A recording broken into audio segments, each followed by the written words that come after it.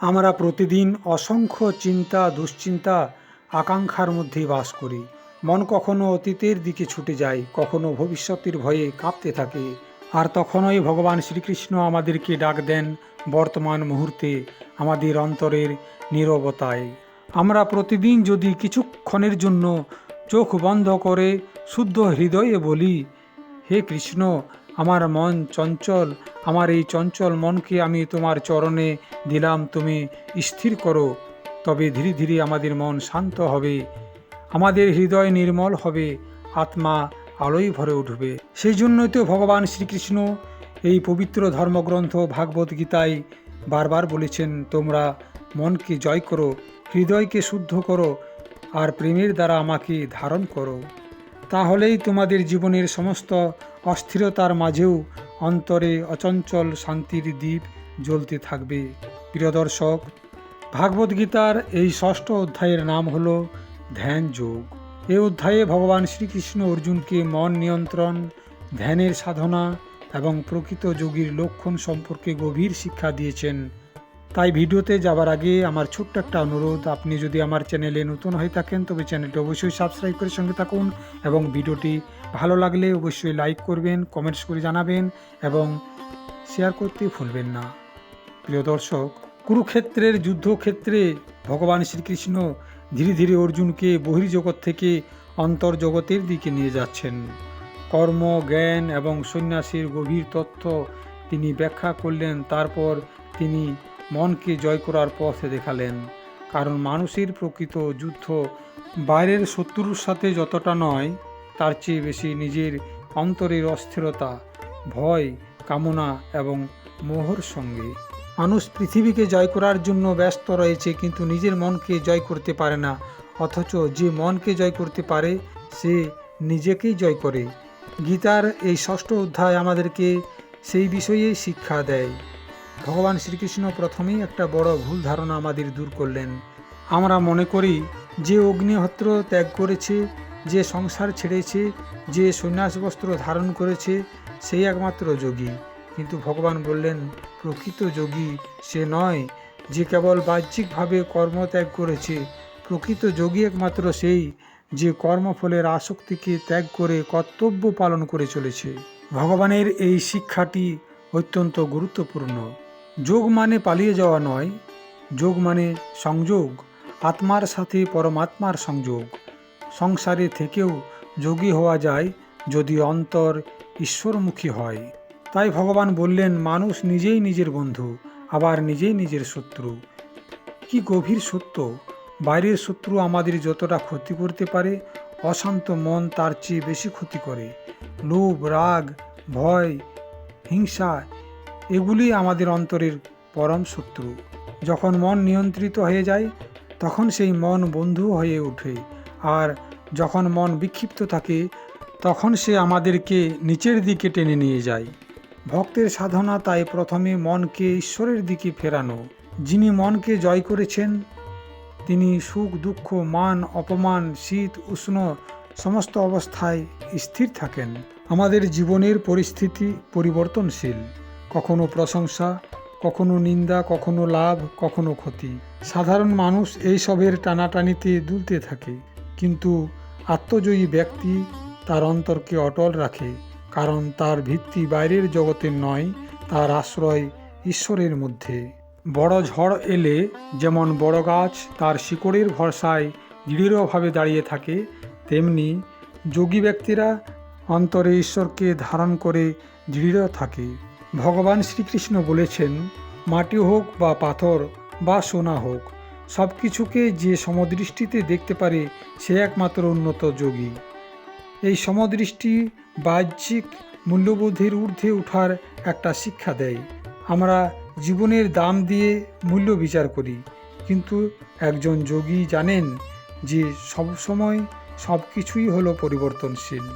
যে ব্যক্তি আত্মীয়, অনাত্মীয়, বন্ধু, শত্রু, সাধু, পাপী এই সকলের প্রতি সমভাব রাখে, সেই সত্যিকারের উন্নত। এটা হলো চেতনার ঊর্ধ্বগতি। ভগবান আমাদেরকে ধ্যানের ব্যবহারিক পদ্ধতি বুঝিয়েছেন। তিনি বলেছেন, যোগীর উচিত নির্জন স্থানে আসন স্থাপন করা। আসন যেন খুব উঁচু বা খুব নিচু না হয়, শরীর, মাথা এবং ঘাড় সোজা যেন থাকে এবং স্থিরভাবে বসতে হবে। দৃষ্টি স্থির রাখতে হবে এবং মনকে একাগ্র করতে হবে। এখানে মূল বিষয় কেবল শরীরের ভঙ্গি নয়, মূল কথা হলো অন্তরের স্থিরতা। ধ্যানের উদ্দেশ্য মনকে ভগবানের মধ্যে নিবিষ্ট করা। তাই ভগবান স্পষ্টভাবে বলেছেন, অতিরিক্ত আহারী বা সম্পূর্ণ অনাহারী, অতিরিক্ত নিদ্রা বা একেবারেই নিদ্রাহীন, এরা কেউই যোগের জন্য কখনো সফল হতে পারে না। এখানে মধ্যপন্থার শিক্ষা রয়েছে। জীবনে সংযম অপরিহার্য। খাদ্য, ঘুম, কাজ, বিশ্রাম সব কিছুতে ভারসাম্যের প্রয়োজন রয়েছে। অতিরিক্ত সব কিছুতেই অস্থিরতা উৎপন্ন করে। আমাদের এই শরীরও ঈশ্বর প্রদত্ত মন্দির, তাই এর সঠিক যত্ন নেওয়াটা আমাদের সাধনার অংশ। ধ্যানরত একজন যোগী কেমন হওয়া দরকার সে বিষয়ে ভগবান বললেন যে, বাতাসহীন স্থানে দীপশিখা যেমন অচঞ্চল থাকে, তেমনি নিয়ন্ত্রিত মন ধ্যানে স্থির থাকে। এই উপমা অত্যন্ত হৃদয়গ্রাহী। আমাদের মন সাধারণত বাতাসে কাঁপতে থাকা প্রদীপেরই মতো, এক মুহূর্তে এখানে আবার অন্য মুহূর্তে ওখানে। ধ্যানের মাধ্যমে এই কম্পন ধীরে ধীরে শান্ত হয়। যখন মন নিয়ন্ত্রিত হয়ে আত্মায় স্থিত হয়, তখন যোগী এমন আনন্দ অনুভব করে যা ইন্দ্রিয় দিয়ে লাভ করা যায় না। এই আনন্দ বাইরের বস্তু নির্ভর নয়। মানুষ সাধারণত সম্পদ, সাফল্য, প্রশংসা ও সম্পর্কের মাধ্যমে সুখ খুঁজে বেড়ায়, কিন্তু এসব কিছু হলো ক্ষণস্থায়ী। অন্তরের আনন্দ স্থায়ী, কারণ তা পরম সত্যের সংস্পর্শে জন্ম নেয়। যে একবার এই আনন্দ অনুভব করে সে বুঝতে পারে যে পৃথিবীর সমস্ত আনন্দ এই আনন্দের তুলনায় খুব সামান্য। ভগবান বললেন, এই যোগই দুঃখকে বিনাশ করে। কি আশ্চর্য একটা সংজ্ঞা দিলেন তিনি। যোগ মানে কেবল ধ্যান নয়, যোগ মানে দুঃখের মূল থেকে মুক্ত হওয়া। দুঃখের মূল হলো আসক্তি, অজ্ঞান এবং ভয়। যখন মানুষ নিজের চিরন্তন সত্তাকে উপলব্ধি করে, তখন দুঃখের দাসত্ব কমে আসে। ভগবান বললেন, যখনই তোমার মন চঞ্চল হয়ে অন্যদিকে চলে যাবে, তখনই তাকে ধীরে ধীরে আবার ঈশ্বরের দিকে ফিরিয়ে নিয়ে এসো। এই শিক্ষা সমস্ত সাধকদের জন্য একটা আশীর্বাদ স্বরূপ। ধ্যানের সময় মন অন্যত্র চলে যেতে পারে, এতে হতাশ হওয়ার কিছু নেই, কারণ মনের এটা স্বভাব। তাই সাধনা হলো ভালোবাসা দিয়ে তাকে বারবার ফিরিয়ে নিয়ে আসা।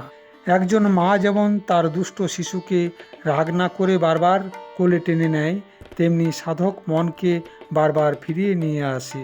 ব্যক্তির ধ্যান যখন উচ্চতম অবস্থায় পৌঁছে যায়, তখন সেই যোগী সর্বত্র ভগবানকেই দেখতে পায়।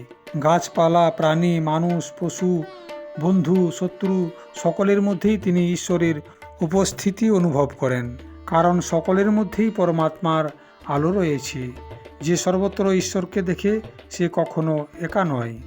এই গভীর শিক্ষাগুলি শোনার পর ভগবান শ্রীকৃষ্ণের কাছে অর্জুন একটা বাস্তব প্রশ্ন করলেন। তিনি বললেন, হে প্রভু, এই যোগ পথ অত্যন্ত সুন্দর, কিন্তু মন এত চঞ্চল, এত শক্তিশালী, এত দুর্দমনীয়, তাই একে নিয়ন্ত্রণ করা মানে বাতাসকে ধরে রাখার মতো কঠিন। অর্জুনের এই প্রশ্নটি আমাদের সকলকে আরও গভীরে নিয়ে যায়, কারণ সত্যিই মনকে নিয়ন্ত্রণ করা অত্যন্ত কঠিন। তাই ভগবান শ্রীকৃষ্ণ অর্জুনকে আশ্বস্ত করে বললেন, হ্যাঁ, মনকে নিয়ন্ত্রণ করা কঠিন, কিন্তু অভ্যাস এবং বৈরাগ্য দ্বারা তা সম্ভব। অভ্যাস মানে নিয়মিত সাধনা করা, বৈরাগ্য মানে আসক্তির উপর জয় করা। প্রতিদিন অল্প সময় হলেও জপ, ধ্যান, প্রার্থনা, নামস্মরণ, এই অভ্যাস মনকে বদলে দেয়। একদিনে এর ফল না হলেও সাধনা বৃথা কখনো যায় না। এ কথা শোনার পর অর্জুনের আরও একটা প্রশ্ন এসে গেল। তিনি বললেন, যদি কেউ সাধনা করতে করতে মাঝপথে ব্যর্থ হয়ে যায়, তাহলে তার কি হবে? এই প্রশ্নটা অত্যন্ত মানবিক। তখন ভগবান শ্রীকৃষ্ণ বললেন, আধ্যাত্মিক সাধনায় কোনো প্রচেষ্টা কখনোই নষ্ট হয় না। যে সাধক অসম্পূর্ণ অবস্থায় দেহত্যাগ করে, তার সাধনা বৃথা যায় না, পরজন্মে সে অনুকূল পরিবেশে জন্ম পায় এবং পূর্ব সাধনার শক্তিতে আবার এগিয়ে যেতে শুরু করে। এই বাণী একজন ভক্তের হৃদয়ে অদম্য আশার সৃষ্টি করে, কারণ ঈশ্বরের পথে কখনো কোনো কিছুই ব্যর্থ যায় না। এই অধ্যায়ের শেষের দিকে ভগবান শ্রীকৃষ্ণ বিভিন্ন সাধকের মধ্যে যোগীর শ্রেষ্ঠত্ব বোঝালেন। তিনি বললেন, তপস্বীর চেয়ে যোগী শ্রেষ্ঠ, জ্ঞানীর চেয়েও যোগী শ্রেষ্ঠ, আবার কর্মীর চেয়েও যোগী শ্রেষ্ঠ। তখন অর্জুন বললেন, যদি তপস্বীর চেয়েও যোগী শ্রেষ্ঠ, জ্ঞানীর চেয়েও যোগী শ্রেষ্ঠ, কর্মীর চেয়েও যোগী শ্রেষ্ঠ, তাহলে যোগীর মধ্যে সর্বশ্রেষ্ঠ যোগীকে? তখন ভগবান বললেন, যে শ্রদ্ধা ভরে অন্তরে আমাকে ধারণ করে, যে প্রেম ভরে আমাকে ভজনা করে, সে একমাত্র সর্বশ্রেষ্ঠ যোগী। এখানেই ধ্যান যোগের চূড়ান্ত রহস্যটি লুকিয়ে রয়েছে। ধ্যানের শেষ লক্ষ্য কেবল মন শান্ত করা নয়, ধ্যানের শেষ লক্ষ্য হল ঈশ্বর প্রেম।